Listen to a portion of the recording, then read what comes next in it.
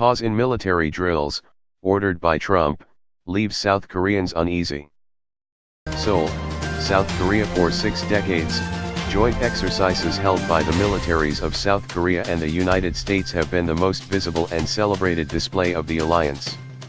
Each year, their Marines storm South Korean beaches together, their tanks spew orange-red flames and their warplanes run mock bombing raids on imaginary North Korean nuclear targets. Such scenes, broadcast on prime-time television, have been a frequent reminder for South Koreans of how much the country depends on the alliance for its security. "We sometimes wonder, is he really the president of our ally?" said Moon Soon-mook, a retired general affiliated with the Korea Research Institute for National Strategy, a conservative think tank in Seoul. "He is so confusing. Is he really the shrewd negotiator he says he is, with us missing the method behind his madness, or is he just plain impulsive?" South Korean officials say the suspension, which President Moon Jae-in supported, was needed to reduce tensions with the North and to coax it into negotiating about giving up nuclear arms. Both the South Korean and American militaries say the suspension will not affect their readiness to respond to a threat from the North. But not everyone is convinced. About 60% of the officers of the combined South Korean-United States Forces Command, which coordinates the joint drills, are set to leave for other posts in a year because of routine rotations, according to Kim Min-sok, a former Defense Ministry spokesman who is now a columnist on military affairs at the Jungang Ilbo, a major South Korean newspaper.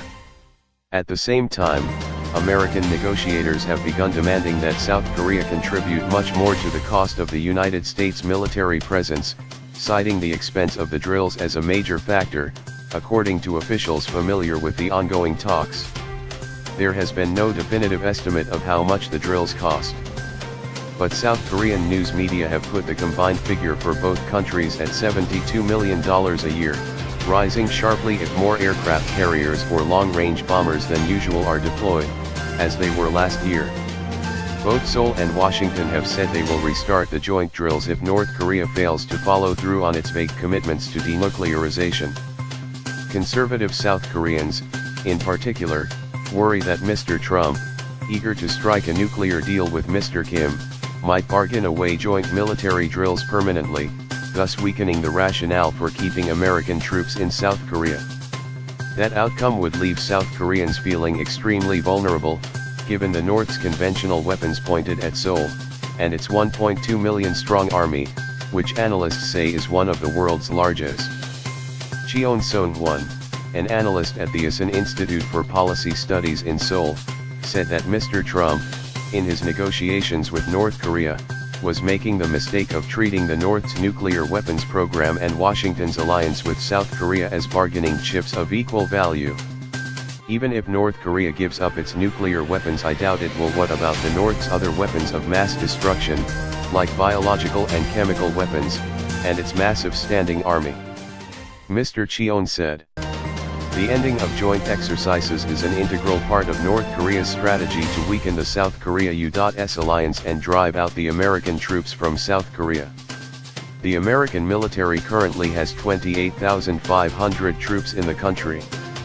Some of its joint exercises with South Korea are conducted largely through computer simulations. For others, thousands of American military personnel based in Japan and the United States, as well as American aircraft carriers and submarines, join the forces based in South Korea to rehearse a counterattack against North Korean invasion. North Korea has long insisted that it would not relinquish its nuclear weapons program unless the United States ended its hostile policies.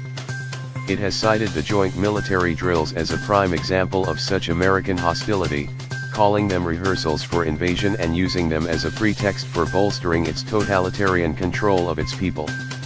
North Korea has often responded to the joint exercises with its own massive military drills.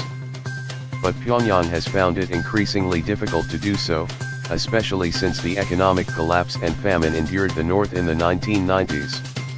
Its military, like the rest of the country, is plagued by a lack of spare parts and fuel. MW News. Please subscribe my channel. Thanks for watching.